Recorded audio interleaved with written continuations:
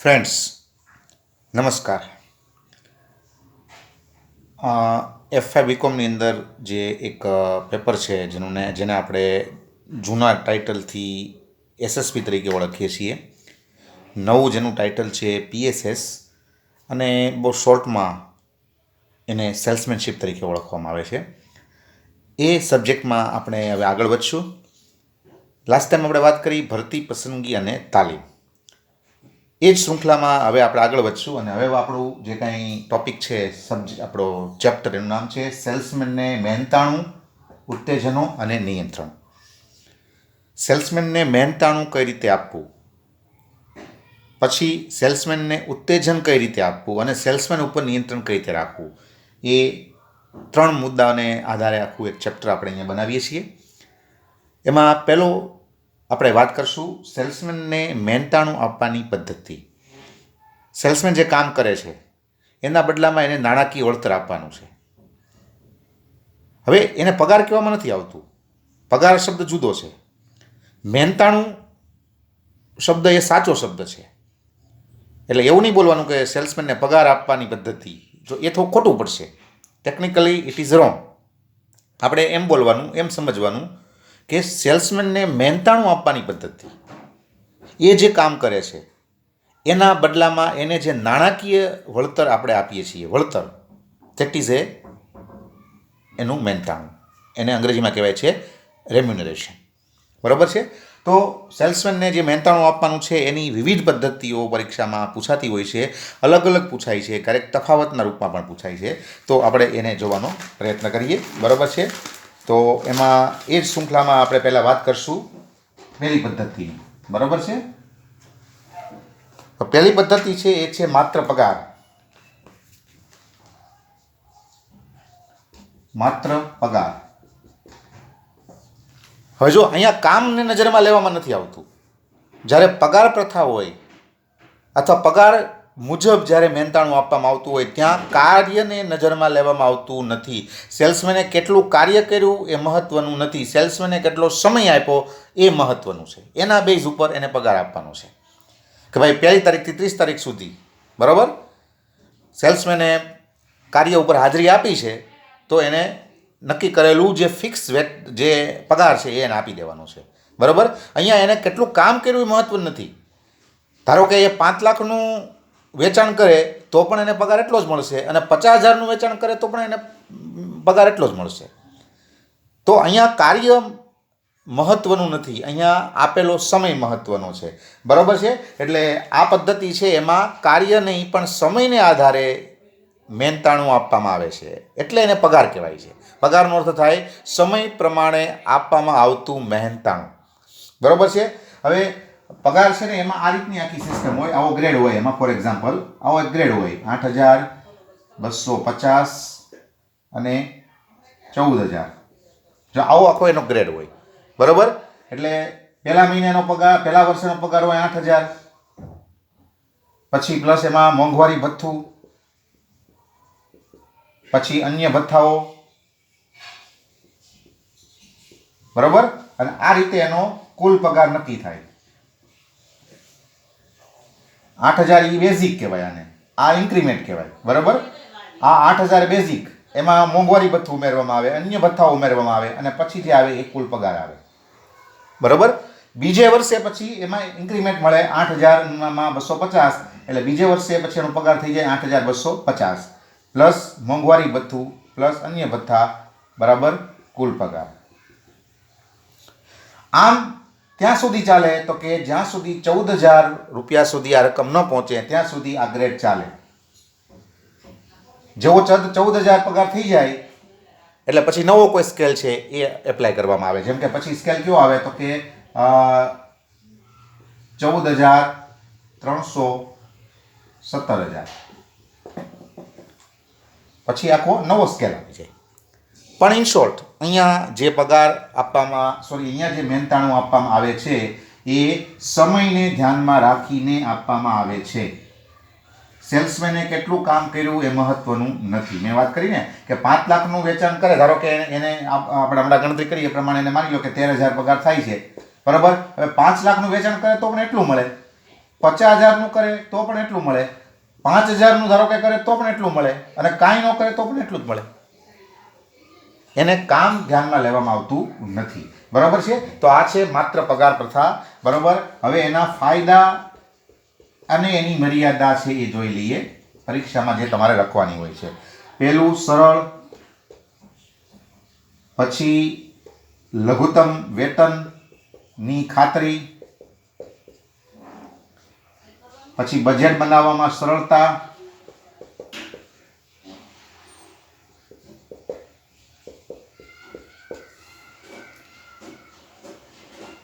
ઈર્ષાનો અભાવ અને સેલ્સમેનની આર્થિક ચિંતા ઓછી. તો આ એના બધા ફાયદાઓ છે. બરાબર. પહેલી તો આ સરળ પ્રથા છે.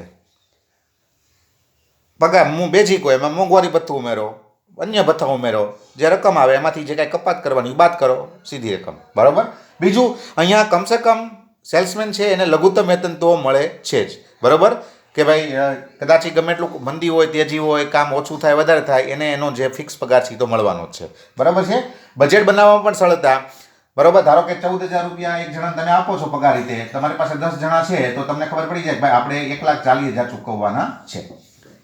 તો તમે જ્યારે બજેટ બનાવતા હો ત્યારે તમે આ રીતે તમે એમાં રકમ છે એ ગોઠવી શકો, અથવા આ રીતે તમે રકમ નક્કી કરી શકો. ઈર્ષાનો અભાવ. અહીંયા કોઈની ઈર્ષા થતી નથી, કારણ કે બધાને સમાન વેતન મળે. ઓલાને વધારે મળે, મને ઓછું મળે છે, એવું અહીંયા ઈર્ષા કે અદેખાઈ ઉદ્ભવતી નથી, કારણ કે પગાર બધાને સરખો છે, કોઈના કામ ઉપર નથી. એટલા માટે થઈને એક જણાને મળશે 14,000 તો મને 14,000 જ મળશે. તો ઈર્ષા કે અદેખાઈનો અહીંયા અભાવ જોવા મળે છે. અને સેલ્સમેનની જે આર્થિક ચિંતા છે એ અહીંયા બહુ ઓછી જોવા મળે, કારણ કે એને ખ્યાલ છે કે આપણે કદાચ મંદી હોય તો કોઈ પણ કારણોસર વેચાણ ઓછું થશે તો આપણું મહેનતાણું છે એમાં કોઈ જાતનો કાપ આવશે નહીં. તો આ એનો મોટા મોટા બધા ફાયદાઓ છે. બરાબર. પરીક્ષામાં તમારે આવા ફાયદાઓ પરીક્ષામાં લખવાના હોય છે. પછી એની મર્યાદાની આપણે વાત કરીએ તો પહેલું તો કે કુશળ માટે બિનઉપયોગી,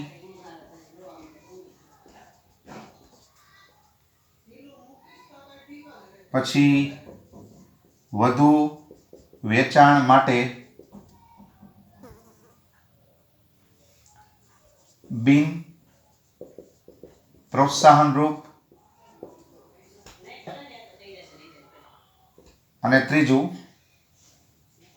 મંદીમાં પેઢી પર બોજ.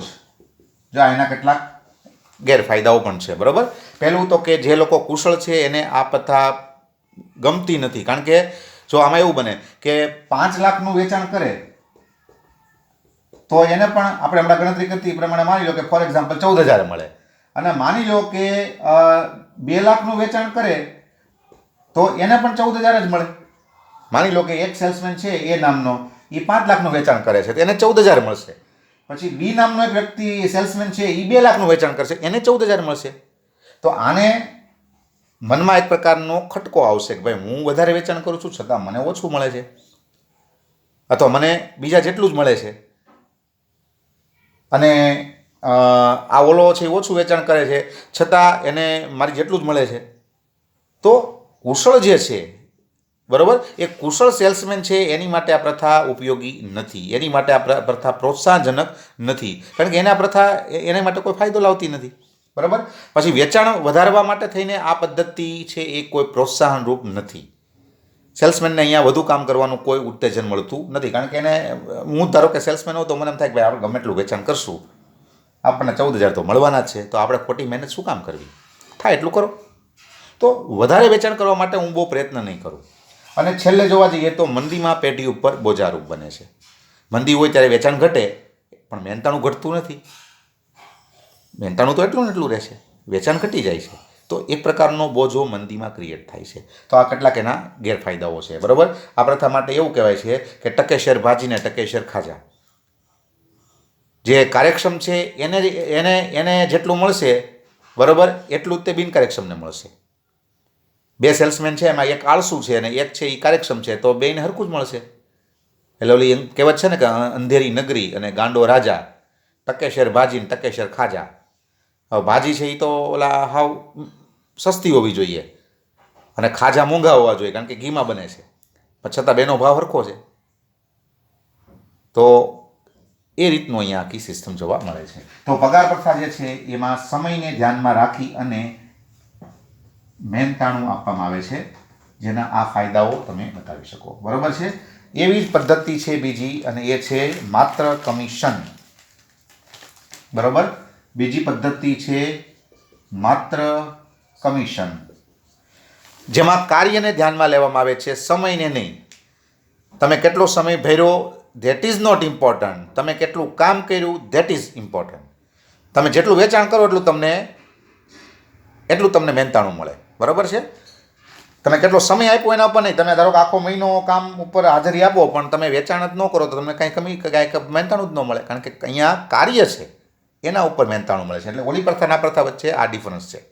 એમાં સમય, આમાં કાર્ય. બરાબર છે. હવે કમિશનમાં આ બધી પેટા પ્રથા છે. જો મેળવેલ બધા જ ઓર્ડર પર કમિશન. તમે જેટલા ઓર્ડર લઈ આવો એના ઉપર કમિશન. ધારો કે 10% કમિશન છે, બરાબર, 10% કમિશન છે. તમે 5 લાખના ઓર્ડર લઈ આવો એટલે 5 લાખના 10% કેટલા? તો કે 50,000. 50,000 તમને કમિશન આપવામાં આવે. બરાબર. બીજા મહિને ધારો કે તમે 4 લાખના ઓર્ડર લઈ આવો તો તમને 40,000 મળે.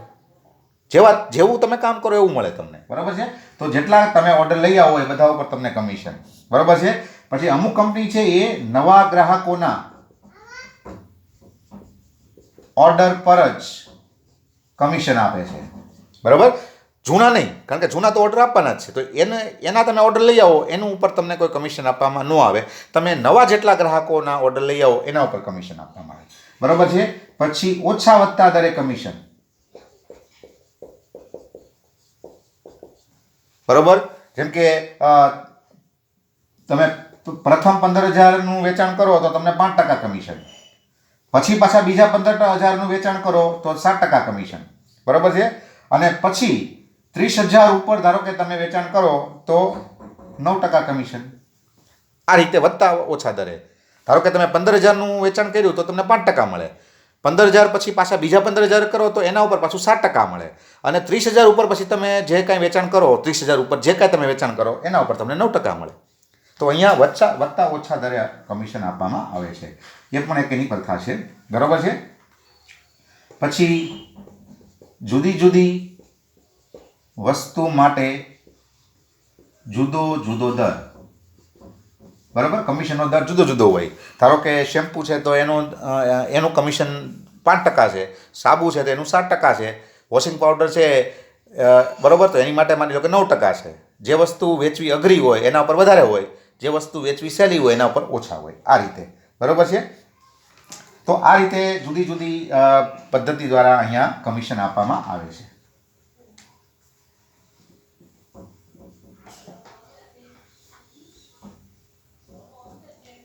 હવે એના ફાયદા મર્યાદા જોઈએ.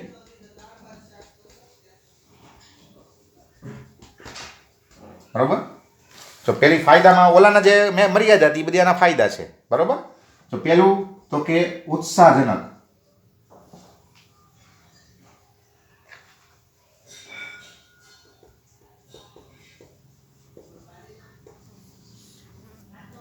પછી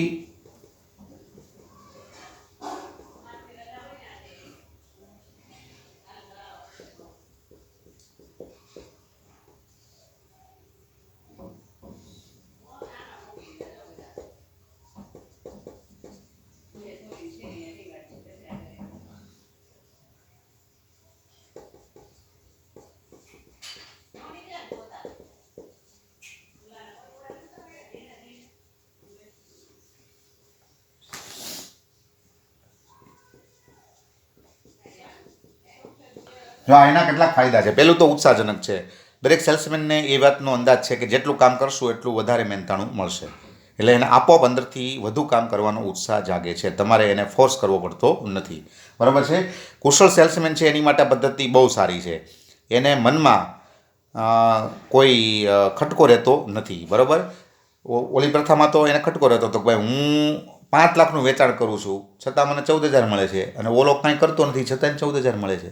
અહીંયા એવી કોઈ જાતનું અસંતોષ એના મનમાં રહેતો નથી. મંદીમાં આ પ્રથા સારી છે. વેચાણ ઘટે છે તો સામે તમારે કમિશન પણ ઓછું આપવાનું થાય છે.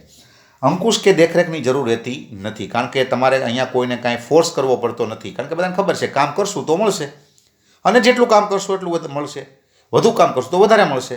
એટલે તમારે એનો કોઈ ફોર્સ કરવાની કે તમારે એના ઉપર અંકુશ રાખવાની કે તમારે એના ઉપર દેખરેખ રાખવાની કોઈ જરૂર નથી. અને બીજું સરળ ગણતરી છે. જેને જેટલું વેચાણ કર્યું એના ઉપર જે નક્કી કરેલા ટકાવારી છે એ તમે સીધું એનો ગણતરી કરીને તો રકમ નક્કી કરી શકો. જેમ કે 10% છે. હવે હું ધારો કે સેલ્સમેન છું, 5 લાખનું વેચાણ કરી આવ્યો એટલે સીધું 5 લાખના 10% કરવાના. કેટલા? તો કે 50,000 લઈ જાઓ.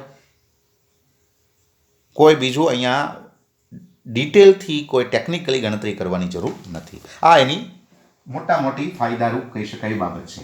બરોબર? તો આ બધી એના ફાયદાઓ હતા. હવે આપણે એની વાત કરીએ એની કેટલીક સામાન્ય મર્યાદાઓની. બરોબર? સૌથી પહેલી વાત તો કે નવા સેલ્સમેન માટે અયોગ્ય. શું કામ નવા સેલ્સમેન માટે અયોગ્ય છે? તો કે નવો સેલ્સમેન વધુ વેચાણ કરી શકે નહીં. ઘણીવાર તો એ વેચાણ જ ન કરી શકે, તો એવા સંજોગોમાં એને મળતું મહેનતાણું શૂન્ય હોય તો બિચારાને ગુજરાતના પ્રશ્નો ઊભા થાય. બરોબર છે? તો એની માટે પ્રથા બરોબર નથી. પછી મંદીમાં સેલ્સમેન માટે નિરાશાજનક. બરોબર? મંદીમાં આ પ્રથા સેલ્સમેન માટે નિરાશાજનક છે, કારણ કે મંદીમાં વેચાણ ઘટશે, સામે સેલ્સમેનનું મહેનતાણું પણ એને મળતું મહેનતાણું પણ ઘટશે, એટલે એને એક પ્રકારનું અસંતોષ અથવા એક પ્રકારની નિરાશા આવશે. બરોબર છે? તો એ પણ જેને કહી શકાય. અને પછી તો કે ગ્રાહકની સેવા પ્રત્યે બેદરકારી. જો વધુ વેચાણ કરવાની લાલચમાં અને દોડાદોડમાં સેલ્સમેન ગ્રાહકની સેવા પાછળ ધ્યાન નહીં આપે. એવો વિચાર કરશે કે હું આની પાછળ થોડોક સમય બગાડું, એના કરતાં હું વેચાણમાં સમય બગાડું તો મને ફાયદો થશે. એટલે ગ્રાહકને જે સેવા આપવાની છે વેચાણ પછીની, એના માટે સેલ્સમેન છે એ બહુ જેને કહી શકાય કે ઉત્સાહ બતાવશે નહીં. બરાબર છે?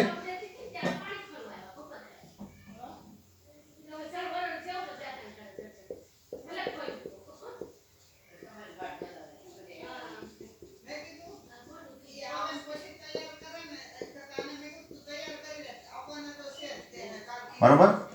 જે વસ્તુ સહેલાઈથી વેચી શકાય છે એના ઉપર સેલ્સમેન વધારે ધ્યાન આપશે, કારણ કે ખ્યાલ છે કે આ વેચાશે તો આપણને વધારે આપણને મળશે. જે વસ્તુ વેચવામાં અઘરી છે એના ઉપર સેલ્સમેન બહુ ધ્યાન નહીં આપે, કારણ કે એને ખબર છે કે આમાં આપણે મહેનત પડશે, સમય બગડશે અને કદાચ નહીં વેચાય તો આપણે મહેનતાણું નહીં મળે. તો જે વસ્તુ સહેલાઈથી વેચી શકાય છે એના ઉપર સેલ્સમેન વધુ કોન્સન્ટ્રેટ કરશે, બાકીના ઉપર એ જેને કહી શકાય ધ્યાન આપશે નહીં. તો આ એના કેટલાક સામાન્ય કહી શકાય એવા ગેરફાયદાઓ છે. બરાબર છે? હવે આ બંને પ્રથાનું મિશ્રણ કરીને બનાવવામાં આવી 3જા નંબરની પદ્ધતિ. બરાબર? જેનું નામ છે પગાર પ્લસ કમિશન.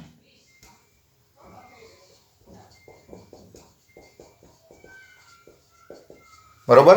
પગાર પ્લસ કમિશન. આમાં બંનેનું મિશ્રણ, પગારે આપવાનું અને કમિશનય આપવાનું. બરોબર છે? જેમ કે આપણે વાત કરીએ 3,000 ફિક્સ પગાર અને પ્લસ 10% કમિશન. બરોબર? હવે માની લો કે એક વર્ષમાં મેં 5 લાખનું વેચાણ કર્યું, એટલે મને કેટલું મહેનતાણું મળશે? સોરી, એક મહિનામાં મેં માની લો કે 5 લાખનું વેચાણ કર્યું એક મહિનામાં. બરોબર? તો મને કેટલું મહેનતાણું મળશે? તો કે મને મળશે પહેલાં તો 3,000 ફિક્સ પગાર, 5 લાખના 10% તો કે 50,000, એટલે મને ટોટલ 53,000 રૂપિયા કંપની પગારના મહેનતાણાના ચૂકવશે. આ પગાર, આ કમિશન. બરોબર? તો આ રીતની સિસ્ટમ હોય એને કહેવાય છે પગાર પ્લસ કમિશન, 3જા નંબરની પદ્ધતિ. બરોબર? હવે લઈએ એના ફાયદાઓ અને લઈએ એની મર્યાદા. બરોબર? ફાયદામાં જોવા જઈએ તો બધા માટે સારી,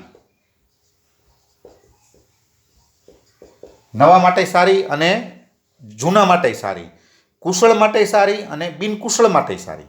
બરાબર? બધાને, કારણ કે આમાં પગાર ફિક્સ પગાર છે અને કમિશન છે, એટલે બે પક્ષો છે એની માટે ફાયદારૂપ છે. બરોબર છે. બીજું તો કે પ્રોત્સાહક, પગારે મળશે પ્લસ કમિશન મળવાનું છે, એટલે હું વધુ કમિશન મેળવવા માટે, હું વધારે વેચાણ કરવા માટે તૈયાર થઈશ. મને અંદરથી જ ઉત્સાહ આવશે કે જો હું વધારે વેચાણ કરીશ તો મને કમિશન વધારે મળશે, તો એ માટે ઉત્સાહજનક છે, પ્રોત્સાહક છે. બરોબર છે. અને મંદીમાં બંને પક્ષો માટે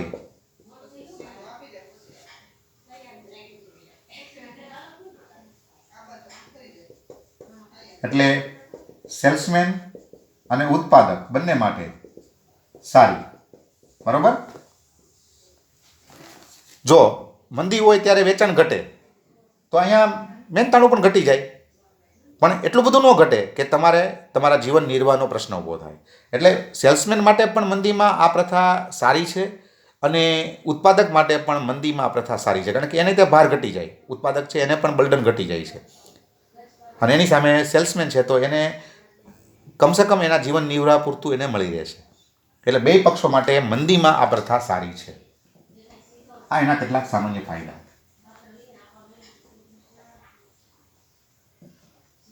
એની મર્યાદાઓ પણ છે. ફોર એક્ઝામ્પલ, બરોબર, પહેલું તો કે ગૂંચવણ ભરેલી છે,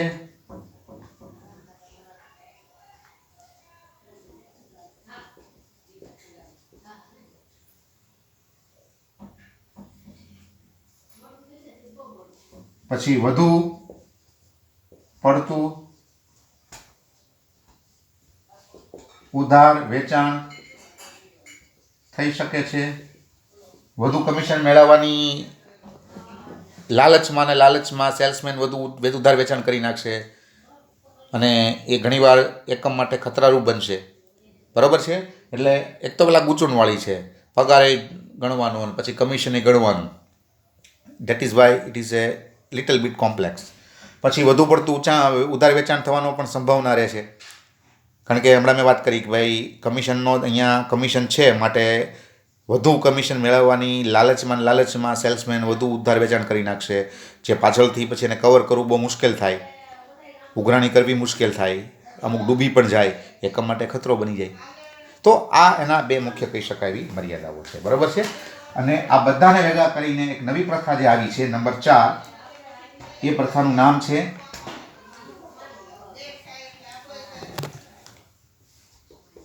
પગાર plus commission plus bonus plus નફાભાગ. બરોબર. પગારે આપવાનો, કમિશને આપવાનું, દર વર્ષે દિવાળી અથવા નક્કી કરેલો સમય હોય ત્યારે બોનસ આપવાનું, અને વર્ષે જે નફો થાય એમાંથી અમુક ટકા નફો બધા સેલ્સમેન વચ્ચે વેચી દેવાનો. ધારો કે નક્કી કર્યું હોય કે ભાઈ આપણે 1% નફો, બરોબર, 1% નફો આપણે બધા સેલ્સમેન વચ્ચે વેચી દઈશું. માની લો કે 1 કરોડનો નફો થયો હોય, 1 કરોડના કેટલા થાય તો કે 1 કરોડનો 1% 1 લાખ રૂપિયા. બરોબર છે. તો 1 લાખ રૂપિયા જેટલા સેલ્સમેન હોય એના વચ્ચે વેચી દેવાના. પછી બોનસમાં બે સિસ્ટમ હોય કે ભાઈ દર વર્ષે એક વખત બોનસ આપવામાં આવે, જેમ કે દિવાળી ઉપર. બરોબર છે. અથવા તમે કંઈ સારું કામ કરો અથવા તમે વધુ પડતું વેચાણ કરો, જે તમને ટાર્ગેટ આપ્યો એના કરતાં વધારે વેચાણ કરો તો તમને એક્સ્ટ્રા કંઈક બેનિફિટ આપવામાં આવે, એ પણ બોનસના રૂપમાં. બરોબર છે. પ્લસ કમિશનની આપણે વાત કરી, પગારની આપણે વાત કરી, તો અહીંયા પગારે આપવાનું પ્લસ કમિશન આપવાનું પ્લસ હમણાં મેં વાત કરી પ્રમાણે વર્ષમાં એકવાર બોનસ આપવાનું, અથવા વધુ વેચાણ જ્યારે કરે ત્યારે કંઈક એક્સ્ટ્રા બોનસ આપવાનું, અને વર્ષે જ્યારે નફો થાય એ નફામાંથી અમુક નક્કી કરેલી જે રકમ છે એ બધા સેલ્સમેન વચ્ચે વેચી દેવાની. તો આ રીતે પગાર પ્લસ કમિશન પ્લસ નફાભાગ એ પણ અહીંયા એક પ્રથા છે. બરોબર. હવે એના કેટલાક ફાયદાઓ જે છે એ જોઈએ આપણે. બરોબર. તો પહેલા તો અહીંયા ફાયદામાં વફાદારીની ભાવના વિકસે. બરોબર. અને બીજી પ્રોત્સાહક, સેલ્સમેન છે એને અહીંયા વફાદારની ભાવના એનામાં ડેવલપ થાય છે. શું કામ? તો કે તમને નફો પણ આપવામાં આવે છે, પગાર કમિશન બોનસ છે એ તો બધું તમને મળે છે, પણ સાથોસાથ કંપની એના નફામાંથી પણ તમને હિસ્સો આપે છે. એટલે તમે એક સેલ્સમેન તરીકે એવું ફીલ કરો છો કે આ કંપની મારી કંપની છે, મારું ધ્યાન રાખે છે, મને ફેમિલી મેમ્બર ગણે છે. તો એક માટે વફાદારીની ભાવના ક્રિએટ થાય છે. બીજું પ્રોત્સાહન છે. અહીંયા તમને ખ્યાલ છે કે આપણે જેટલું કામ કરશું વધારે એટલું આપણને કમિશનના રૂપમાં તો ફાયદો થશે, પણ આપણે જો આપણા ટાર્ગેટ કરતાં પણ વધારે વેચાણ કરશું તો આપણને કંપની બોનસ પણ આપશે. અને ઘણીવાર બોનસની રકમ એટલી બધી એટ્રેક્ટિવ હોય કે એને ધ્યાનમાં રાખીને બધા બહુ કામ કરતા હોય. તો આ બધી એની કેટલીક ફાયદાઓ છે, બરાબર છે. અને પછી જે છે એ છે એની મર્યાદાઓ, બરાબર છે. મંદીમાં બોજારૂપ, બરાબર. એકમ માટે મંદીમાં બોજારૂપ છે. જ્યારે તેજી હોય ત્યારે તમે પગાર, કમિશન, બોનસ બધું આપો તો વાંધો ન આવે, પણ જ્યારે મંદી હોય ત્યારે તમારે આ બધું આ છે બધું આપવું થોડુંક તમારી માટે બોજો બને છે, બરાબર છે. અને નફા ભાગ ખાસ પ્રોત્સાહન આપતી નથી, બરાબર. નફા ભાગ છે ને એ આમ દેખાવામાં સારું લાગે, આપણે કહીએ કે ભાઈ નફામાંથી ભાગ આપવામાં આવ્યો છે એવું આમ કહીએ તો થોડુંક સારું લાગે, પણ એકચ્યુઅલી પ્રેક્ટિકલી જોવા જાઓ તો એની કોઈ એવી ખાસ અસર પડતી નથી, કારણ કે એની જે રકમ મળે છે સેલ્સમેનને, પર સેલ્સમેન, એ બહુ મામૂલી હોય છે. મને વાત કરીને ભાઈ 1 કરોડ નફો થાય તો એમાંથી 1% આપણે સેલ્સમેન વચ્ચે વેચવાનું છે, 1 લાખ રૂપિયા. હવે ધારો કે આપણી પાસે 20-25 સેલ્સમેન હોય તો બધાની વચ્ચે તમે 1 લાખ વેચો તો બધાના ભાગે બહુ મામૂલી રકમ આવે, એટલે એને બહુ પ્રોત્સાહન ન મળે. એની માટે આ પદ્ધતિ, આ જે આખી સિસ્ટમ છે બહુ પ્રોત્સાહક નથી. તો આ બધા જે કાંઈ પદ્ધતિઓ છે એ બધી પદ્ધતિઓ છે એને કહેવાય છે સેલ્સમેનને મહેનતાણું આપવાની પદ્ધતિ, બરાબર. આ શૃંખલામાં આપણે આગળ વધીએ અને છેલ્લી પદ્ધતિ છે એને જોઈએ. નંબર 5, ગુણાંક વેતન પ્રથા. સેલ્સમેન જે કામ કરે છે એને ગુણ આપો અને ગુણને આધારે એને મહેનતાણું આપો, બરાબર છે. જેમ કે તમને એક્ઝામ્પલ આપણે આપીએ કે માની લો કે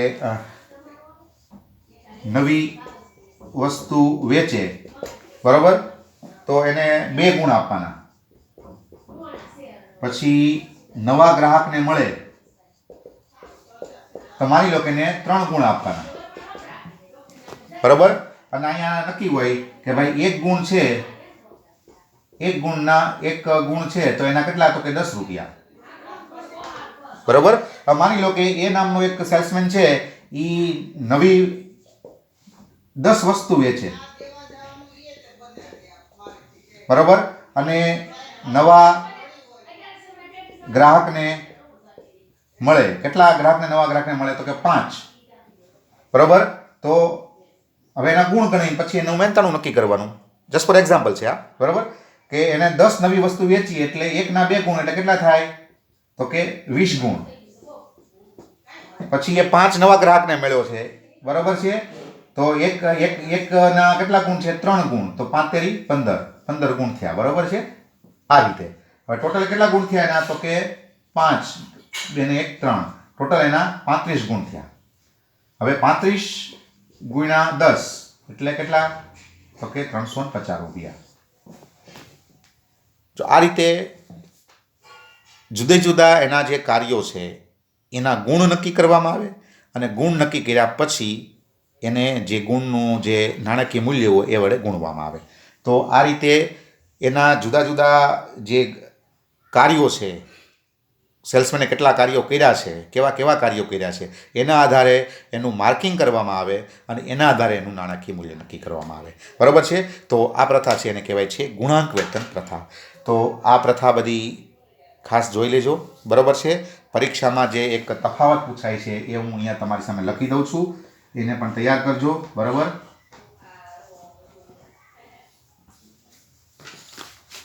પરીક્ષામાં 2 તૈયાર કરજો ખાસ. જો પહેલું છે ને એક તફાવત છે તૈયાર કરવાનો,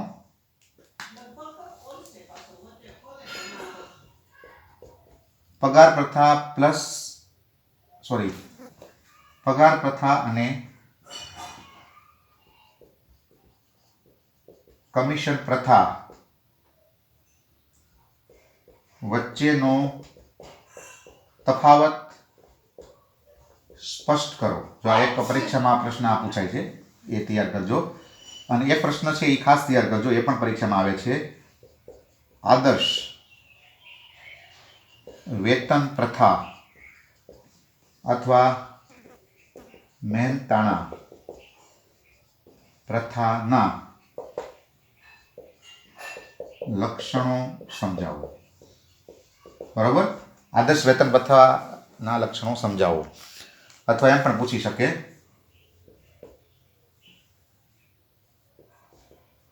સેલ્સમેનને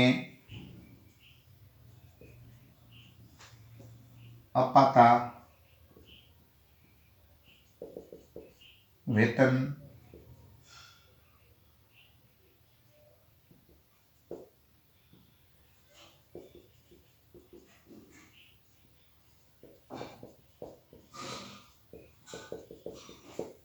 બરાબર. ટૂંકમાં આદર્શ વેતન પ્રથા કે મહેનતાણા પ્રથા છે એ ખાસ તૈયાર કરજો, પરીક્ષામાં પૂછાય છે. એમાં લઘુત્તમ વેતનની ખાતરી, પછી સમયસર વેતન ચૂકવવું, પછી જેને કહેવાય છે કે મિનિમમ જીવન ગુજરાન ચલાવી શકે એટલું વેતન આપવું, બરાબર છે. પછી સરળ પદ્ધતિ, પછી પ્રોત્સાહક રૂપ હોય તેવી પદ્ધતિ, એવા બધા સામાન્ય મુદ્દાઓ એમાં આવે છે. એટલે આ બે પ્રશ્ન છે પરીક્ષામાં, એમાંથી એક પ્રશ્ન પરીક્ષામાં મોટાભાગે આવશે કે પગાર પ્રથા અને કમિશન પ્રથા વચ્ચેનો તફાવત સ્પષ્ટ કરો. અને એક આવો પ્રશ્ન વારે વારે પૂછાય છે, આદર્શ વેતન પ્રથાના લક્ષણો સમજાવો અથવા આદર્શ વેતન પ્રથા સમજાવો. સેલ્સમેનને અપાતી આદર્શ વેતન પ્રથા સમજાવો, એવું પણ પૂછી શકે. તો એના હમણાં મેં વાત કરી પ્રમાણે કેટલાક કોમન મુદ્દાઓ તમારે તૈયાર કરવાના અને લખવાના. Okay, thank you.